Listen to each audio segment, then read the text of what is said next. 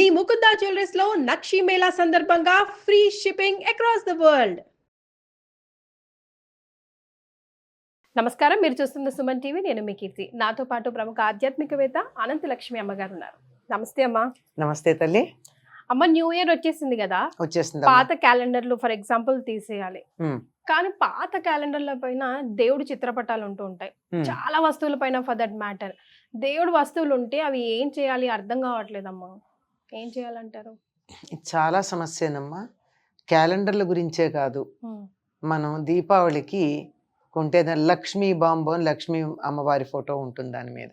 ఇప్పుడు రావట్లేవమ్మా, పోట్లాడి పోట్లాడి పోట్లాడి మీ పోటీ వాళ్ళు పోట్లాడాం, అదే అంటున్నాం. అలాగే నిన్ననే ఎవరు అడిగారు, బియ్యపు రవ్వ కొనుక్కున్నారట, కవర్ మీద అమ్మవారి లలిత బ్రాండ్ ఏదో సమ్ బ్రాండ్ లలిత అమ్మవారి ఫోటో ఉంది ఆ కవర్ మీద. దాన్ని ఏం చెయ్యాలి? మరి ఏం చెయ్యాలి? నగలు కూడా వచ్చేస్తున్నాయి. మరి నగలైతే పర్వాలేదు, అలంకరించుకుంటాము, బంగారమే గనక లోపల పెట్టుకుంటాము. కానీ అన్ని వేళలా వేసుకోవడానికి కుదరదు కదమ్మా. అప్పుడు ఏంటి పరిస్థితి? అట్లాంటప్పుడు వేసుకోరు కదా. సాధారణంగా సంప్రదాయం తెలిసినటువంటి వాళ్ళు ఇలాంటి నగలు మామూలుగా నిత్యం వేసుకునేవి కాక మామూలు నగలన్నీ రోజు వేసుకోరు కదమ్మా. పెళ్ళిళ్ళకో పేరెంటాలకో వేసుకుంటారు. అట్లాంటప్పుడు వేసుకోకూడని సమయాల్లో పెళ్ళిళ్ళకే వెళ్ళేవారు కాదు పూర్వం. అంచేత సమస్య రాలా. ఇప్పుడు వెళ్తున్నారు. మనం కరెక్ట్ ఉన్నా మన చుట్టుపక్కల వాళ్ళు ఎలా ఉంటారు అవి సమస్య ఏం లేదు. చుట్టుపక్కల వాళ్ళతో మనకి సంబంధం ఏం లేదంటారు. నగల వరకే ఎక్స్క్యూజ్ నగలు వేసుకోవటం. అరే వీటన్నిటిని ఏం చెయ్యాలి? అలాగే శుభలేఖలు. మీరు క్యాలెండర్లు ఒకటే చెప్తున్నారు, ఒక్కొక్క శుభలేఖ ఎంతంత ఖరీదు ఉంటుందమ్మా. మామూలు middle class are lower middle class అని చెప్పి పెళ్లి చేయడమే చాలా కష్టపడుతున్నాం అనేటటువంటి వాళ్ళు వేసేటటువంటి శుభలేఖ ఖరీదు 25-30 రూపాయలు ఉంటుంది కనీసం, మినిమంలో మినిమం. అవునమ్మా. దాని మీద అందరి దేవుళ్ళ ఫోటోలు. ఏం చేయాలి ఇవన్నీ? ఏం చేయాలి? పూర్వం అయితే ఒకటో ఇద్దరు ఎక్కడో ఉండేవాళ్ళు, ఇప్పుడు అందరికీ పంచుతున్నారు. వచ్చారో లేదో తర్వాత మాట. వీటన్నిటిని ఏం చేయాలంటే పెద్ద సమస్య. మనం తెరిచి కూడా చూడట్లేదు. ఈ ఇన్విటేషన్స్ ఇస్తే బాగుంటుందేమో అనిపిస్తుందమ్మా. వాట్సాప్ ఇన్విటేషన్లే చాలా అనిపిస్తుంది. ఈ శుభలేఖ ఇచ్చాక కూడా ఈ మధ్య ఏం చేస్తున్నారు, ఈ ఇన్విటేషన్స్ పెడుతున్నారు, జెంటిల్ రిమైండర్ అని చెప్పి దానికి ఒక చిన్న అదే వీడియో యాడ్ చేసి చక్కగా వీడియో చేసి పెడుతున్నారు కదా. వీడియో అన్నా పెడుతున్నారు, లేకపోతే జెంటిల్ రిమైండర్ అని చెప్పి దానికి ఇంతకు ముందు పర్సనల్ గా ఇన్విటేషన్ ఇచ్చుంటే దానికి స్కాన్ చేసిన ఫోటో ఒకటి పెట్టి ప్లీజ్ రిమైండ్. ఇలా ఇది బానే ఉందని అనిపిస్తోంది. నేను చాలా మందికి చెప్తాను, ఇంట్లో ఉంటారమ్మా, శుభలేఖ ఇవ్వడానికి వస్తున్నాం అంటే ఇవ్వడానికి రావద్దండి, మీ సమయం వృధా చేసుకోకండి, స్కాన్ చేసింది పెట్టండి, మీరు పర్సనల్గా వచ్చినట్టు నేను భావిస్తాను, నాకు అనుకూలమైన ఆ రోజు ఊళ్ళో ఉంటే తప్పకుండా వస్తాను అని చెప్తా. నిజంగానే పెడతా కూడా, అదేం పట్టింపు లేదు, ఫోన్ చేసి చెప్తే చాలు. ఇప్పుడు ఇవన్నీ కాకుండా ఇవన్నీ పెడితే ఏం చేస్తారు? ఎవరింటికన్నా వెళ్ళి చూస్తే ఏం కనపడుతుందమ్మా? చాట కనపడకపోతే పెళ్లి శుభలేఖ మీద చెత్త ఎత్తేటటువంటి సందర్భాలు చాలా చూస్తున్నారా లేదా? అవునమ్మా, నిజమే కదా. అలాంటివన్నీ కనపడుతున్నాయి. వీటన్నిటి నుంచి ఏం చేయాలని చాలా మందికి సందేహం. పూర్వకాలం అయితే ఎలా ఉండేది అంటే, పూర్వకాలం అంటే కొద్ది కాలం మా చిన్నతనంలో ఒక క్యాలెండర్ దేవుడిది ఉంది అంటే వెతుక్కుని తెచ్చుకునేవాళ్ళు. దాని మీద పంచాంగం ఉండదు, ఊరికే తేదీలు ఉంటాయి అంతే, పంచాంగం వ్యవహారం ఏమి ఉండదు. దాని తర్వాత ఫోటో కట్టించుకునేవారు. మీరు గనక చూసినట్టయితే పూర్వం ఎస్ మార్క్ బీడీలు, 30 మార్కు బీడీలు, అది చిన్న మూల ఎక్కడో ఉన్న దేవుడి ఫోటోలు మీకు కనపడతాయి పాతకాలంవి. అంటే వాళ్ళు అలా వేసేవాళ్ళు, వీళ్ళు కట్టించుకునేవాళ్ళు. ఇప్పుడు అట్లా కాదు కదా.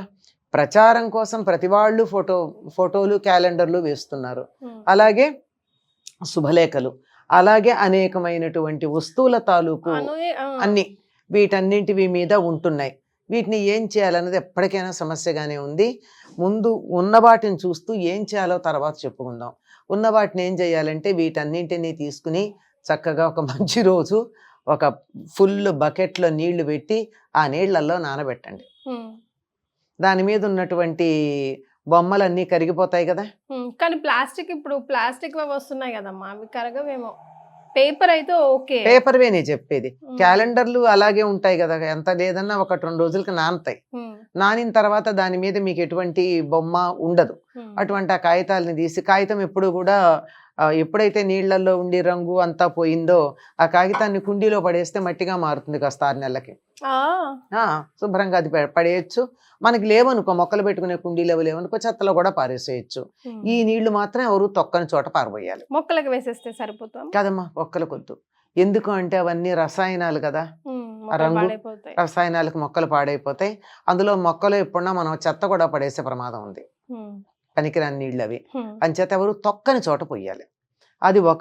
అదొక పద్ధతి. ఎన్నని చేస్తామా, సంవత్సరం అంతా ఇలాంటి పనులే చేసుకుంటూ పోతామా? అంచేత అందరికీ ఒక రిక్వెస్ట్ ఏమిటంటే, నేను చాలా మందికి చెప్తాను, శుభలేఖల మీద దేవుళ్ళ ఫోటోలు వెయ్యకండి, మీ గుండెల్లో పెట్టుకోండి. స్వస్తి, ఓం మార్క్ అట్లా వేసుకోవచ్చమ్మా. అవైనా అవైనా కానీ అంత ఖరీదు ఎందుకమ్మా శుభలేఖ? దాని బదులు వచ్చిన వాళ్ళకి ఒక జాకెట్ ముక్క పెట్టండి, 2 పళ్ళు ఇవ్వండి ఆ డబ్బు పెట్టి. మీరు ఇచ్చిన కార్డును చూసి వస్తారా, మీ మీద ప్రేమతో వస్తారా? కరెక్ట్. 25-30 రూపాయలు ఒక్క కార్డు, ఒక ఇన్విటేషన్కి పెట్టే బదులు మీరు 25-30 మినిమం చెప్తున్నాను నేను.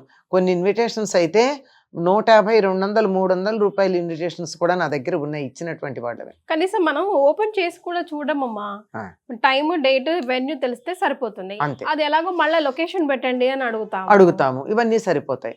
ఇప్పుడు మేము అంటే పుస్తకాలు చదివే అలవాటు ఉన్న వాళ్ళం ఏం చేస్తామంటే, మేము చక్కగా కత్తెర తీసుకుని పెళ్లి అయిపోయిన తర్వాత దాన్ని దేవుడి ఫోటోల వరకు కట్ చేసి బుక్ మార్క్స్ గా పెట్టుకుంటాం.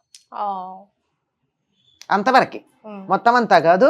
ఎంత ఏదో వెంకటేశ్వర స్వామి ఫోటో పెడతాడు, అది కూడా వెంకటేశ్వర స్వామి ఫోటో మామూలుగా పెట్టరు కదా, గోల్డెన్ కలర్ పెడుతూ ఉంటారు, కొంచెం ఉబ్బెత్తుగా కూడా ఉంటాయి. బాగానే ఉంటుంది బుక్ మార్క్ గా. మన రామాయణం చదువుకుంటేనో మరొకటి చదువుతేనో బుక్ మార్క్ గా. ఇవన్నీ ఇలా కట్టలో ఒక చిన్న అట్టపెట్టెలో పెట్టేసి, ఇలాంటివన్నీ పుస్తకం చదువుతున్నప్పుడల్లా ఒక్కొక్క పుస్తకంలో ఒక్కొక్క బుక్ మార్క్ గా వాడతాం. కానీ ఎన్నని వాడతాం, అది కూడా ఎన్నని వాడతాం. అందుకని పిల్లలకి ఇచ్చి వాళ్ళతో కూడా చేయించి, ఇది జాగ్రత్త, ఎప్పుడు చింపకండి, దీన్ని పుస్తకాన్ని ఇలా ఎంగిల్ చేతులతో తీయకండి, దీన్ని ఇలా ముట్టుకోకండి, గుర్తుపెట్టుకోవడానికి ఇది ఉంటాయి. పుస్తకాన్ని ఎప్పుడు కూడా మడవడం, దాంట్లో అండర్లైన్ చేయడం, నోట్సులు రాయడం, ఇవన్నీ ఎందుకో నాకు అగౌరవపరిచినట్టు అనిపిస్తుంది. ఇప్పుడు మార్చేసుకోవాలంటే, తప్పు ఉందంటే కరెక్ట్ చేసుకోవచ్చు. లేదా చాలా క్లిష్టమైన పదం నేను మర్చిపోతానేమో అని అనుమానం ఉంటే దాన్ని పక్కన సన్నగా మార్జిన్లో పెన్సిల్తో రాసుకోవచ్చు. కానీ అండర్లైన్ చేసి, కొట్టేసి, ఇది చేసి పేజీలు మడిచిపెట్టి ఏమిటో పుస్తకాన్ని సరస్వతీదేవిని అవమానపరిచినట్టు అనిపిస్తుంది నా ప్రాణానికి. నేను చేయనా పని నీట్ గానే పెట్టుకుంటాం. ఇప్పుడు ప్లాస్టిక్ వి కూడా అతక పెడతారు కదమ్మా, అవన్నీ నీళ్ళలో నిమజ్జనం చేస్తే దాచిపెట్టి, ఎక్కడ ప్లాస్టిక్ ఉబ్బుగా ప్లాస్టిక్ బిల్లల్లాగా, లాకెట్స్ లాగా చేసి ఇప్పుడు పెళ్లి పత్రికలకి స్టిక్ చేస్తూ ఉంటారు. మరి వాటి సంగతి అంటున్నా, అవి నీళ్లలో నానవుగా, నీళ్లలో వేసినా ఇదే ఉంటాయి. నేను ఒకళ్ళ ఇంట్లో చూసాను, చిన్న వినాయకుడివి ఇంత ఉబ్బెత్తుగా బిళ్ళల్లాగా ఉన్నాయి, అవి నీళ్లలో నానవు. వాళ్ళు అలాంటి బిళ్ళలన్నీ తీసి ఏం చేశారంటే, ఇలా వరుసగా ఒక దారాన్ని గుచ్చి గుమ్మానికి ఇలా వేలాడదీశారు, కట్ చేసి. అంటే ఉంటే అలా చెయ్యొచ్చు, కానీ అంత శ్రద్ధ, అంత ఓపిక, అంత తీరిక. ఇప్పుడు ఉద్యోగాలు చేస్తే మీలాంటి అమ్మాయిలకు కానీ, నాలాగా వీధుల పట్టుకు తిరిగేటటువంటి నాలాంటి దానికి కానీ ఒకప్పుడు ఉండేదేమో, కానీ తిరిగి ఇప్పుడు ఉండదు కదా.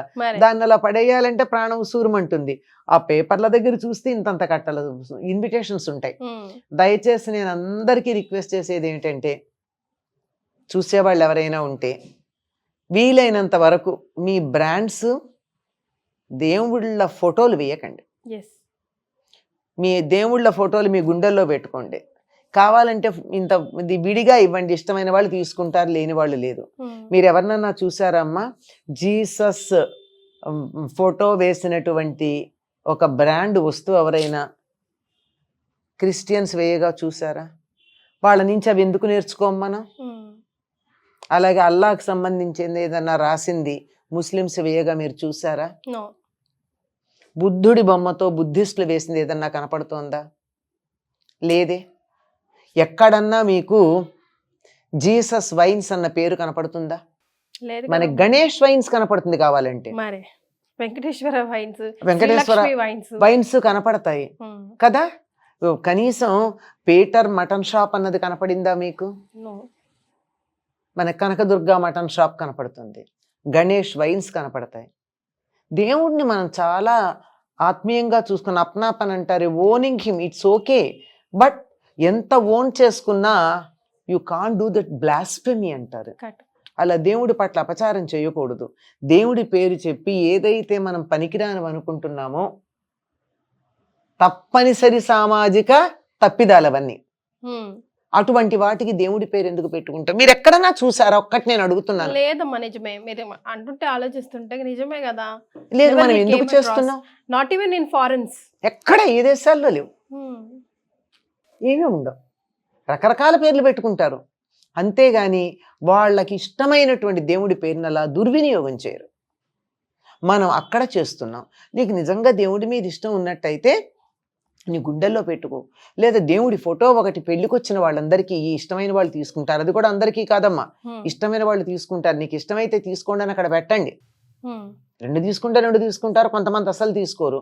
అలాగే ఎక్కడికన్నా వెళ్ళొస్తే తీర్థయాత్రలకు వెళ్ళి రాగానే వస్తూ అక్కడ దేవుళ్ళ ఫోటోలు తీసుకొచ్చి అందరికీ ప్రసాదాలతో పాటు పంచుతారు. ఏం చేస్తారు ఆ ఫోటోలు?